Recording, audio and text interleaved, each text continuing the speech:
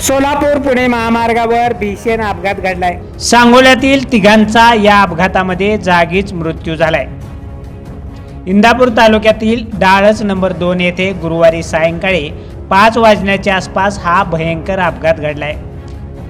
सोलापूर पुणे लेनवरून जाणाऱ्या Eicher टेम्पोचा tyre अचानक puncture झाल्याने वाहन चालकाने तो टेम्पो महामार्गाच्या साईडला अर्धवट आणि धोकादायक स्थितीमध्ये उभा केला होता।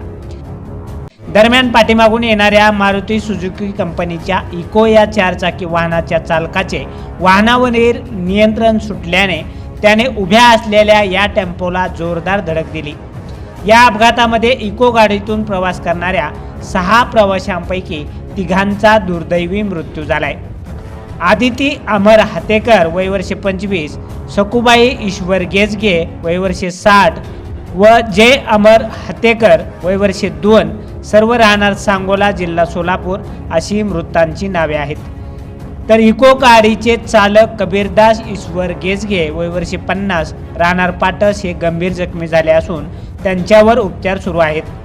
तसेच स्वाती कबीरदास गेजगे वय वर्षे 34 व समृद्धी कबीरदास गेजगे वय वर्षे अवघ्या 10 महिने या दोघीही राहणार पाटस किरकोळ जखमी झाल्या आहेत।